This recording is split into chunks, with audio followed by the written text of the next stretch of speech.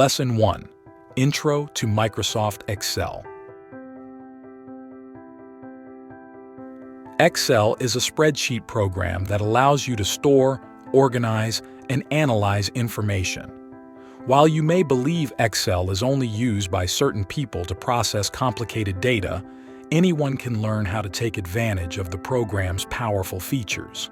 Whether you're keeping a budget, organizing a training log, or creating an invoice, Excel makes it easy to work with different types of data. Excel interface. When you open Microsoft Excel for the first time, the Excel Start screen will appear.